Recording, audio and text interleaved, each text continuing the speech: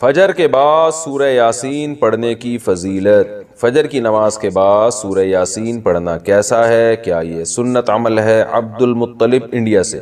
مسند دارمی کی حدیث ہے کہ نبی صلی اللہ علیہ وسلم نے فرمایا جس نے صبح سورہ یاسین کی تلاوت کی تو اللہ تعالیٰ اس کے اس طرح کے الفاظ ہیں کہ اس کے سارے کام پورے ہو جائیں گے، لیکن یہ حدیث سند کے لحاظ سے بہت زیادہ ضعیف ہے۔ فجر کے بعد کون سے کام کریں؟ فجر کے بعد ایک مسلمان کی کیا روٹین ہونی چاہیے، اس پر روشنی ڈالیں۔ ابو حنین کراچی سے۔ دیکھیں حدیث سے تو یہ بات ثابت ہے کہ فجر کے بعد کا وقت ذکر اللہ کا وقت ہے۔ آپ صلی اللہ علیہ وسلم نے ارشاد فرمایا کہ جو شخص فجر کی نماز کے بعد اسی جگہ جہاں نماز پڑھی ہے بیٹھے بیٹھے اللہ کا ذکر کرتا ہے یہاں تک کہ جب سورج ایک نیزہ بلند ہو جاتا ہے، اشراق کا وقت داخل ہوتا ہے، 2 رکعت پڑھتا ہے تو اللہ اس کو ایک حج عمرے کا ثواب عطا فرماتے ہیں۔ تو بہت سارے اسلاف اسی پر عمل کرتے تھے کہ فجر کی نماز کے بعد اللہ کا ذکر کیا کرتے تھے۔ یہاں تک فقہا نے لکھا ہے کہ فجر کی نماز کے بعد تلاوت کرنے سے بہتر ہے ذکر کرنا۔ تو اگر کوئی اس طرح تسبیحات نہ کر سکے تو پھر تلاوت کر لے، کیونکہ بہرحال تلاوت بھی ایک طرح کا اللہ کا ذکر ہی ہے۔ تو یہ وقت جو ہے نا ذکر اذکار کا وقت ہے، سب سے بہتر ہے ذکر کرے، وہ نہیں تو پھر تلاوت کرے۔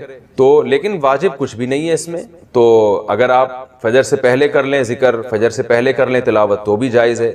تو شریعت میں آپ کو اس کا اختیار دیا ہے، لیکن فجر کے بعد سونا فوراً یہ بہرحال شریعت میں ناجائز حرام نہ بھی ہو لیکن ناپسندیدہ ہے۔ بہت سارے اسلاف سے اس کی کراہت منقول ہے۔ تو اگر کوئی مجبور ہو تو ایک الگ بات ہے، جیسے کسی کو رات کو نیند ہی نہ آئی ہو اور اس نے صبح 8 بجے کہیں جانا ہے، اب وہ اگر فجر کے بعد نہیں سوئے گا تو وہ آگے نیند پوری نہیں ہوگی، مسائل کھڑے ہوں گے، تو وہ الگ بات ہے، وہ سو جائے۔ لیکن نارملی فجر کے بعد سونے کا معمول بنا لینا یا بلا ضرورت یہ کام کرنا شریعت میں پسندیدہ نہیں ہے۔ بہت سارے اسلاف نے اس کو ناپسند کیا ہے کیونکہ مبارک وقت ہے، اللہ اللہ کرنے کا وقت ہے۔ کچھ نہیں آپ کرتے، ایکسرسائز کر لیں اس وقت، صبح واک کر لیں جا کے، اچھی ہوا ہے، تازہ ہوا ملے گی آپ کو، جاگنگ کر لیں اس وقت جا کے، پورا دن آپ کا اچھا گزرے گا۔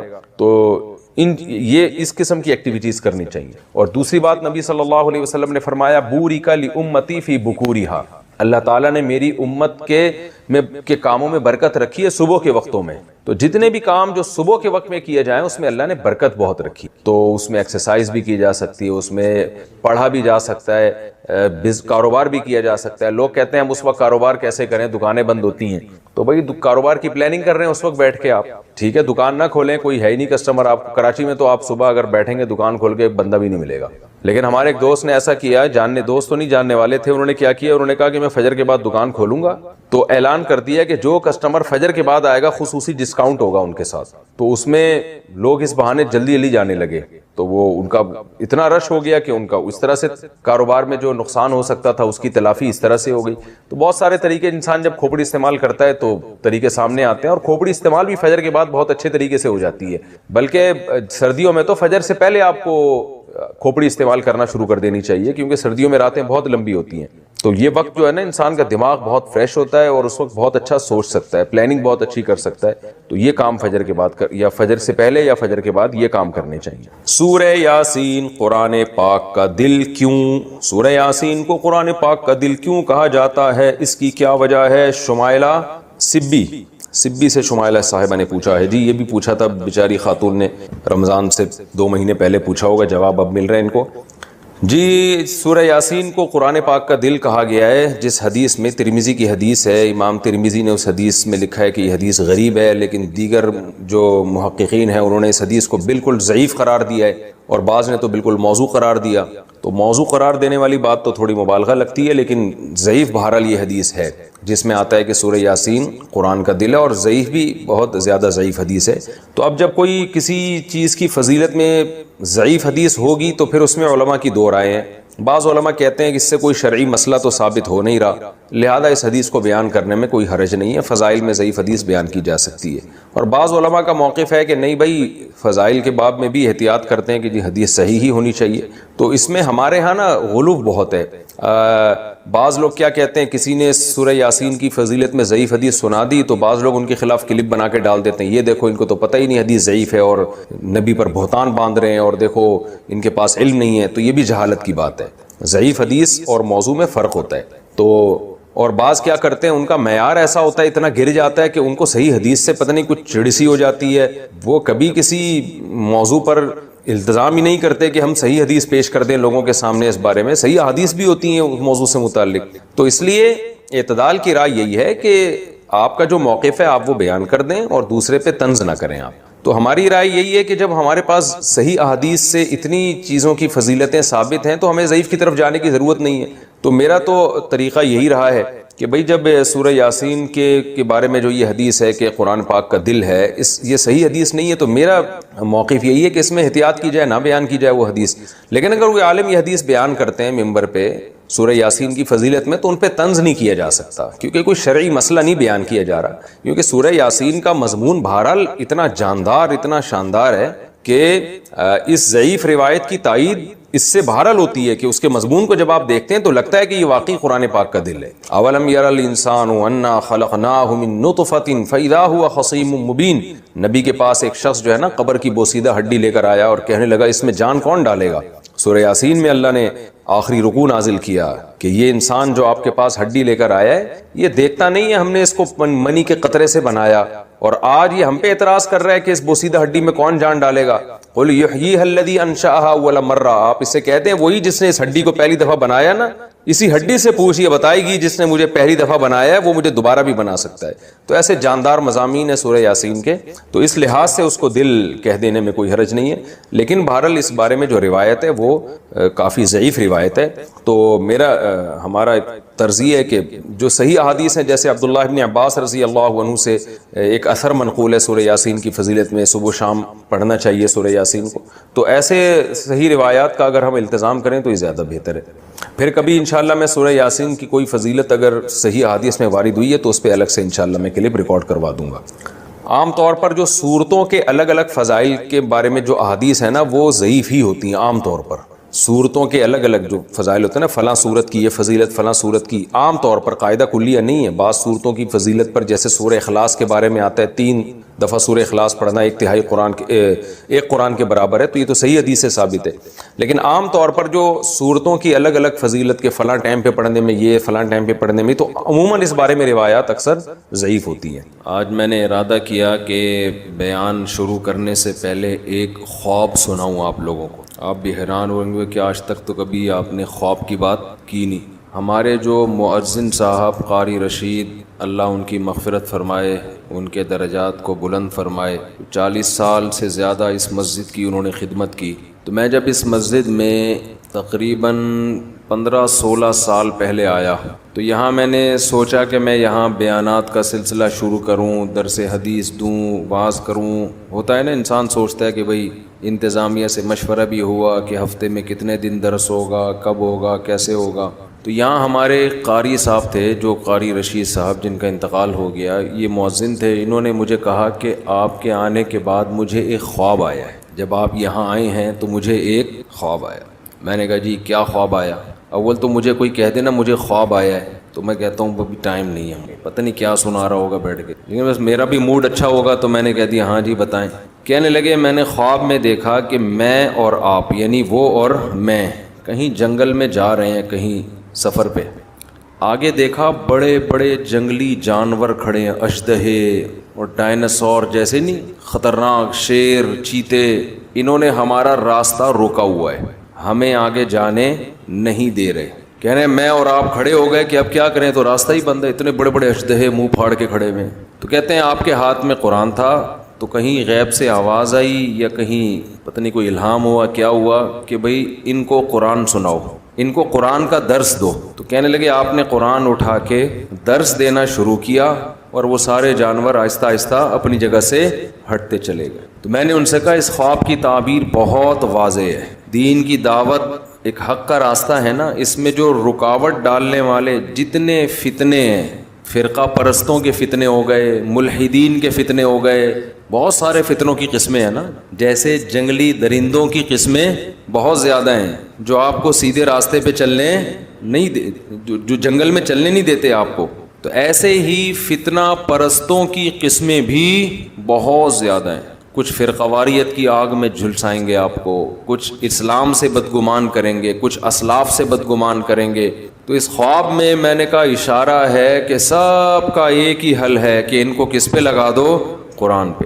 تو اس سے آہستہ آہستہ یہ سارے خود بخود ختم ہونا شروع ہو جائیں گے. تو اس لیے میں نے درس قرآن کو کوشش کی ہے زیادہ فوکس کروں میں. پھر قرآن میں بھی آج کل مسئلہ یہ ہے کہ جو قرآن جس کے دماغ میں کچھ ہوتا ہے نا وہ اس کے حساب سے قرآن سناتا ہے. میں اپنی مثال دے دوں, اگر میں نے دماغ میں 4 شادیاں مسلط کی ہوئی ہیں تو میں ہر آیت سے 4 شادیاں کشیدتا رہوں گا, ٹھیک ہے نا. یہ ہوتا ہے بعض خطیبوں کے ساتھ, ہر چیز ادھر ہی اٹھا کے فٹ کریں گے. میں نہیں کرتا ایسا, لیکن ہو سکتا ہے یہ نفسیات بن جاتی ہے انسان کی. بعض لوگ جو جہاد کے قائل ہیں, ہونا چاہیے انسان کو, وہ ہر آیت سے جہاد جس کا جہاد سے کوئی تعلق بھی نہیں ہے اس سے بھی کیا نکالا جا رہا ہے, وہ پورے قرآن میں الحمد سے لے کے والناس تک ان کا قرآن گھومتا ہے جہاد کے گرد. یہ بھی غلو ہے بھائی, جتنا جو چیز ہے اس کو اتنا بیان کیا جائے, جس کو جتنا رکھا گیا ہے نا. کوئی اس کو پورا تبلیغ پر, کوئی پورا سیاست پر, کوئی خلافت پر. اب تو سیاسی جماعتیں ایک دوسرے پہ فتویٰ لگانے میں بھی قرآن کا سہارا. آپ کا آدمی جب وہ غلطی کرے اس پہ قرآن کی آیتیں فٹ نہیں کرتے, جیسے ہی مخالف پارٹی نے وہ غلطی کی قرآن پڑھ کے سنانا. فرقہ پرست بھی یہ کام کرتے ہیں. آپ کی مخالف رائے پہ کوئی عالم چلا گیا تو فوراً یہودیوں کے علماء والی جو آیتیں ہیں وہ اپنے مخالفین علماء پہ فٹ کرنا شروع کر دیں کہ یہود و نصارہ کے مولوی یہی کرتے تھے, آج یہ مولوی بھی. تو ہر آدمی کوشش کرتا ہے اپنی جو ایک جس کو کہتے ہیں نا فرسٹریشن, جو ایک ٹھڑک ہوتی ہے, وہ ٹھڑک کس طریقے سے پوری کر رہا ہوتا ہے. لیبل کس کا لگ رہا ہوتا ہے, قرآن کا. تو میں نے یہ ارادہ کیا تھا. اچھا, ڈاکٹر اسرار احمد رحمہ اللہ تعالیٰ کی ایک اچھی بات یہ لگی کہ ان کے درس میں یہ عنصر کم نظر آیا. میں یہ نہیں دعویٰ کرتا کہ بالکل بھی نہیں تھا, ان کے بھی اپنے کچھ نظریات تھے جو وہ درس میں لاتے رہتے تھے, لیکن اتنی بات ہے کہ انہوں نے قرآن کے وہ مضامین جو قرآن نے بہت اہتمام سے بیان کیے, ان مضامین کو انہوں نے بہت زیادہ ہائی لائٹ کیا ہے. تو بہرحال میں نے یہ اور بھی علماء ہیں, لیکن ہمارے علماء کا مسئلہ یہ ہے کہ وہ میڈیا پہ نہیں ہیں. ان کے درس اپنی مسجدوں کے اندر محدود ہیں. حضرت مولانا سرفراز خان صفدر صاحب رحمہ اللہ تعالی گجرانوالہ کے بہت بڑے عالم, نہیں علامے تھے. وہ اتنے بڑے عالم کہ آپ ان کی کتابیں پڑھو آدمی حیران ہو جاتا ہے کہ کیسا علم اللہ نے اور تحقیق کیسی دی تھی ان کو. جب میں نے ان کی کتابیں پڑھی نا تو میں نے کہا بھائی یہ ایک صفحہ لکھنے میں کم سے کم 1.5 سے 2 مہینہ لگا ہوگا, جو ریسرچ ان کی ایک پیج پر ہوتی ہے. جبکہ مکتبہ شاملہ بھی نہیں تھا, گوگل بھی نہیں تھی. ان کے بارے میں تھا کہ جب وہ تحقیق کرتے نا ان کو پتہ چلتا کہ یہ حوالہ مجھے ملے گا ترکی کے فلاں کتب خانے میں فلاں کتاب میں ہے, یہ یہاں سے کسی کو بھیجا, چل بھائی ترکی جا, فلاں کتاب نکال تلاش کر, اس کے فلاں صفحے میں دیکھ کے مجھے بتا کہ ہے یا نہیں ہے. سمجھتے ہو؟ تو ایسے ان کی تحقیقی کتابیں ہیں, لیکن ہماری عوام ان کو جانتی بھی نہیں ہے. کیوں بھائی؟ وہ میڈیا کا استعمال ہی نہیں تھا, لوگوں کو پتہ ہی نہیں ہے. اور آج کل جتنے لوگ فائدہ اٹھا کے نا اپنی تحقیق لا رہے ہوتے ہیں, یہ اصل میں ان لوگوں کی تحقیقات ہوتی ہیں, نسبت کس کی طرف کر دیتے ہیں, میری تحقیق, حالانکہ اپنی نہیں ہوتی کسی کی ہے, چوری کر کے اپنے کھاتے میں ڈال دی.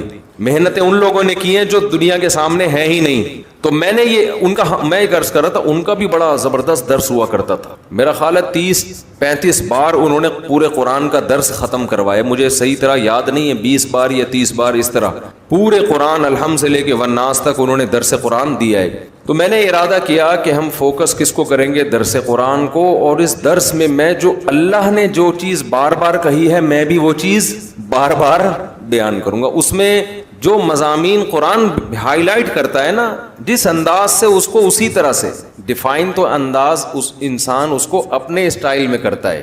مثالیں تو اپنی دے گے نا, لیکن اس سے ہٹنا نہیں ہے. تو میں آپ سے گزارش کر رہا ہوں کہ اسی سلسلے میں میرا جو چینل ہے نا مفتی طارق مسعود اسپیچز, اس پہ تفسیر کے لیکچرز ہیں. 8 لیکچر ہیں عربی گرامر کے. اتنی عربی اس میں سکھائی گئی ہے کہ آپ کو قرآن کی زبان میں سمجھ میں آنا شروع ہو جائے.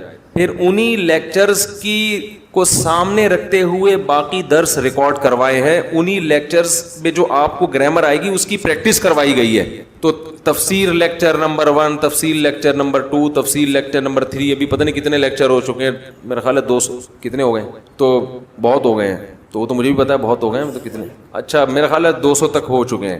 تو آپ حضرات ایک کام کریں, وہ لیکچر بھی کیا ہیں, اس میں بھی میں نے ٹو دا پوائنٹ قرآن بیان کیا ہے, دائیں بائیں بالکل بھی نہیں گیا, ٹو دا پوائنٹ, بس قرآن کیا کہہ رہا ہے باقی دیکھیں قرآن تو ایک سمندر ہے نا, اس میں غوطے لگاؤ تو وہ تو مضامین نکلتے چلے جائیں گے, ایک ایک آیت پہ 6 گھنٹے بھی تقریریں ہو سکتی ہیں. لیکن ہم نے کوشش کی ہے کہ اس کو بس قرآن سمجھ میں آ جائے کہ اللہ ہم سے کہہ کیا رہا ہے, باقی اس میں علمی نکات کے تو ایک پورا سمندر ہے. تو وہ لیکچر آپ لوگ سنیں, ابھی رمضان ہو رہا ہے ختم, اور آپ نے ہو جانا ہے مارکیٹ سے شارٹ, سمجھتے ہو؟ تو قرآن سیکھو نا, کچھ آگے بڑھو نا. یہ درس جو میرے ہوتے ہیں اس میں تو قرآن بھی چل رہا ہے اور پھر موجودہ حالات کے لحاظ سے ہم دائیں بائیں بھی چلے جاتے ہیں, اس میں ٹو دا پوائنٹ قرآن ہے. ان لیکچرز کو آپ سنیں. میرا چینل مفتی طارق مسعود اسپیچز پہ وہ لیکچرز اپلوڈ ہو چکے ہیں. رمضان میں ابھی ناغہ چل رہا تھا کیونکہ میرے مصروفیت اتنی ہو گئی تھی, ارادہ تو میں نے کیا تھا لیکن نہیں ہو پایا. پھر یوٹیوب کی بھی کوئی پالیسی ہوتی ہے, آپ ایک وقت میں اتنا مال ڈال نہیں سکتے یوٹیوب پہ, ٹھیک ہے نا, وہ نوٹیفیکیشن نہیں بھیجتا. تو اس چینل کو سبسکرائب بھی کر لیں, اس کا فائدہ یہ ہوگا کہ آپ کو نوٹیفیکیشن مل جائے گا, سمجھتے ہو؟ اور بیل آئیکن پہ کلک کرنا نہ بھولیے. وہ ہم نے یوٹیوب سے جب بھی کسی چینل پہ جاؤ نا, آتا ہے بیل آئیکن پہ کلک کرنا. ابے بھائی تو بول آگے, کوئی چیز ویڈیو ہم دیکھ رہے ہوتے ہیں نا, پہلے وہ اپنی قومی ترانے سنانا شروع کر دیتا ہے, تو آدمی کو غصہ آتا ہے, بات کر ہمارا ہیڈک ہے, بیل آئیکن پہ کلک کر. یہ آٹو پہ آیا ہوا ہوں میں وہاں سن کے نا, تو بیل آئیکن پہ کلک کریں نہ کریں, سبسکرائب کر لیں. اس سے کسی دن غیرت جاگ جائے گی آپ کی. جب بار بار نوٹیفیکیشن آئے گا تفسیر کے لیکچر کا, بھائی لیکچر شروع ہونے والا ہے, تو شاید کسی دن آپ کی غیرت جاگ جائے کہ آج سن لو یار. اور وہ سنجیدہ لوگوں کے لیے, دیکھو اڑا اڑی والے دنیا میں بہت ہیں, جذباتی لوگ دنیا میں بہت ہیں. آپ کو ایسے لوگ ملیں گے ہو ہاں روئے دھوئے نماز میں ایسے تہجد میں لگے ہوئے ہیں, اگلے دن مارکیٹ سے شارٹ. نبی صلی اللہ علیہ وسلم کو وہ عمل محبوب تھا جو نبی فرماتا, حضرت عائشہ فرماتی تھی تھوڑا ہو لیکن پابندی کے ساتھ. تو وہ ہفتے میں صرف 3 دن اپلوڈ ہوتا ہے, پیر, منگل اور بدھ کو. اس درس کی خاصیت یہ ہے کہ بالکل سہل انداز میں عوامی اسٹائل میں ہے, وہ گاڑھا اور پیچیدہ نہیں ہے. میری عادت ہوتی ہے میں وہ کام نہ کروں جو دوسرے پہلے کر چکے ہیں, وہ کام کرو جو دوسرے نہیں کر رہے. ہمارے ہاں یہ بھی ہوتا ہے نا, ایک آدمی ایک کام کر رہا ہے, آپ نے ٹانگ اڑا کے, جب ایک محلے میں مسجد بنی ہوئی ہے اسی کے ساتھ آپ دوسری مسجد کیوں بنا رہے ہو بھائی؟ یہ غلط ہوتا ہے نا, وہاں بناؤ جہاں نہیں ہے مسجد. تو میری عادت یہ ہوتی ہے کہ جو کام پہلے آلریڈی ہو چکا ہے میں وہ نہ کروں. تو جب میں نے یہ تفسیر کے لیکچر ریکارڈ کرنے کا ارادہ کیا, مجھے پتا تھا اس میں بہت ٹائم لگے گا, لیکن ہم نے کہا اب تک یوٹیوب پہ اس طرز کے تفسیر قرآن کے لیکچر موجود نہیں ہے. اگر کوئی پورا قرآن سن کے سمجھنا چاہتا ہے اور تھوڑا چاہتا ہے کہ مجھے عربی بھی آ جائے, تو میری ابھی تک میری تحقیق سے پتا چلا ہے کہ ایسے لیکچرز ابھی تک موجود نہیں ہیں. ڈاکٹر اسرار احمد کے ہیں لیکن وہ اس طرز کے نہیں ہیں, وہ الگ انداز کے, اس کی اپنی افادیت ہے. تو الحمد سے لے کے والناس تک کوئی اگر قرآن سمجھنا چاہے گا, میں انشاءاللہ امید سے کہتا ہوں کہ اگر وہ اس طرز پہ سنے گا نا تو آہستہ آہستہ عربی سے اس کو اتنی مہارت ہو جائے گی کہ خود بخود آگے قرآن سمجھ میں آنا شروع ہو جائے گا. تو وہ لیکچر سنا کریں, تمیز سے 40 منٹ کا ہوتا ہے, روزانہ ایک ٹائم متعین کر لیں یار, ہینڈ فری لگا کے ہم نے بیٹھ جانا ہے, اور کوشش کریں قرآن سامنے رکھ کے پڑھیں. سمجھتے ہو؟ ایک پین بھی رکھ لیں, اس پہ چھوٹے چھوٹے نوٹس بھی لکھتے رہیں, اور قرآن 15 لائنوں والا ہو یا 17 لائنوں والی, جو قرآن ہو وہ پھر ہمیشہ وہی رہے. یہ بھی ایک اصول یاد رکھ لیں, زندگی بھر قرآن کی تلاوت کا معمول بنائیں ایک جیسا قرآن. اس کا بڑے فائدے ہیں, کیا ہیں یہ بات لمبی ہو جائے گی. یعنی آپ اپنے لیے گھر میں جس قرآن پہ تلاوت کریں نا, قرآن آتے ہیں زیادہ تر 15 لائنوں والے یا 16 لائنوں والے, 17 کا تو میں نے ویسے ہی کہہ دیا, 16 والے. اب ایسا نہ کوئی 17 والا تلاش کر رہا ہوں. تو میں نے چونکہ 15 لائنوں والوں سے حفظ کیا ہے, میں جہاں بھی دنیا میں جاتا ہوں 15 لائنوں والا قرآن تلاش کرتا ہوں. اس سے کیا ہوتا ہے, لاشعور میں آپ کے یہ بیٹھ جاتا ہے یہ والی آیت یہاں ہے, ٹھیک ہے نا, اس کا یہ مفہوم ہے. اگر آپ روزانہ مصحف بدلتے رہیں گے تو آپ کنفیوز رہیں گے, یاد کرنے میں بھی آسانی ہوتی ہے. تو ایک قرآن لے لیں 15 والا یا 16 والا. 15 والا لے لیں اس لیے کہ میں نے 15 سے یاد کی ہے, ٹھیک ہے نا, اور آج کل زیادہ وہی چل رہا ہے. اس میں تراویح کا حساب رکھنا بڑا آسان ہوتا ہے 15 لائنز والے قرآن میں. تو وہ آپ نے لے کے سامنے رکھ لیا, تھوڑا سا ہمت کر لو, کچھ انسان کے بچے بن جاؤ. اور آپ نے ایک پین رکھ لیا کان پہ, کتنا اچھا لگتا ہے نا, اور ایک قریب کی نظر کمزور ہے تو ایک ناک پہ تھوڑا سا چشمہ ٹکا لیا, اور بیگم سے کہا تصویر لے کے مجھے بتاؤ کیسا لگ رہا ہوں میں. اچھے لگیں گے آپ, پہلی دفعہ آپ لگیں گے کوئی پڑھا لکھا آدمی ہے, ٹھیک ہے, اور لے کے آپ بیٹھ گئے, بھائی کیا کہہ رہے ہیں مولانا صاحب, ٹھیک ہے نا, نوٹ کر لیا. اس کے ویورز کم ہیں. کم کیوں ہیں؟ کہ سنجیدہ لوگ ہی سنتے ہیں نا. 40 منٹ یہاں تو چٹکلے بھی چل رہے ہیں, لطیفے بھی چل رہے ہیں, ہنسی مذاق بھی ہو رہا ہے, پھر عبرت کی باتیں بھی آ رہی ہیں, تو یہاں تو 1 گھنٹہ بھی لوگ نکال لیتے ہیں. وہ 40 منٹ تمیز سے بات لوگوں سے سن نہیں جاتی, تو وہ سن لیں, بہت فائدہ ہوگا. یہ سمجھ کے سن لیں کہ بھئی 40 منٹ کی ایک کلاس ہم روزانہ لے رہے ہیں, اور روز بھی نہیں, ہفتے میں 3 دن. تو اس کی کوشش کریں گے کہ نہیں کریں گے؟ ایک بات تو یہ ہو گئی. دوسری بات, مسائل کے لیے لوگ مسلسل فون کرتے رہتے ہیں. ہم نے پھر ایک یہ آپ لوگوں کے فائدے ہی کے لیے ایک سیٹ اپ بنایا تھا کہ آسک مفتی طارق مسعود, ایک الگ چینل بنایا صرف اور صرف مسائل کے لیے. سمجھتے ہو, مینج کیا نا ایک کام کو, مینج اس طرح سے کیا, بھائی کچھ مسائل بار بار پوچھے جاتے ہیں, تو کیوں نہ ہم چینل پہ ڈال دینا تاکہ کوئی دوبارہ ہمیں اس مسئلے کے لیے فون نہ کرے, وہ چینل پہ دیکھ لے. تو آسک مفتی طارق مسعود بھی میرا چینل ہے, اس پہ آپ جائیں گے. اگر آپ نے مسئلہ پوچھنا ہے تو پہلے تو آپ سرچ کر لیں لکھ کے کہ یہ مسئلہ پہلے سے بیان تو نہیں کیا ہوا. بیان کیا ہوا ہے تو پوچھنے کی بالکل بھی ضرورت, بولو نا, نہیں ہے. بیان نہیں کیا ہوا یا کچھ کنفیوژن ہو رہی ہے تو اسی میں مسئلہ پوچھنے کا طریقہ بھی بیان کیا ہوا ہے اسی چینل پہ. آپ جائیں اور اس کے مطابق آپ مسئلہ جو نمبر دیا ہے اس پہ سینڈ کر دیں, آپ کا نمبر انشاءاللہ آ جائے گا, وہ میں ویڈیو ریکارڈ کروا کے بھیج دوں گا. اور اگر کوئی ایسے پرسنل نوعیت کا مسئلہ ہے جو آپ کے لیے چینل پہ پوچھنا ممکن ہی نہیں ہے, آپ کی ساس آپ کو تنگ کر رہی ہے, آپ نام لے کے نہیں بتا سکتے, پکڑے جائیں گے آپ, یہ چھپ کے دوسری شادی کرنے کا آپ کا ارادہ ہے, پکڑے جانے کا شدید خطرہ ہے, تو پکڑے جائیں. میں تھوڑی بچاؤں گا آپ کو ان چیزوں سے. لیکن کوئی ایسا پرسنل نوعیت کا, میں دوسری شادی وادی کی نہیں پوچھ رہا ہوں, اسے بتا رہا ہوں, چھپ کے کرنی ہے سوری, آپ کا ہیڈیک ہے, ایسی چیزیں مجھ سے نہ پوچھیں, میں شرعی مسائل بتاتا ہوں. تو پرسنل کوئی ذاتی نوعیت کا مسئلہ حیا کے خلاف ہے تو اس کا بھی طریقہ ہے کہ اس پہ آپ نے کس سے رابطہ کرنا ہے, ٹھیک ہے نا. تو یہ دونوں چینل سبسکرائب کر لیں گے تو آپ کو فائدہ یہ ہوگا کہ نوٹیفیکیشن مل جایا کرے گا. تو آپ جو سارا دن فون میرا بج کے میں تو پاگل ہونے لگا تھا, وہ تو شکر ہے پاگل ہونے سے پہلے میں نے فون بند کر دیا, فلائٹ موڈ پہ رکھتا ہوں اپنے فون. تو یہ نوٹ کر لیں, پوائنٹ ٹو بی نوٹڈ.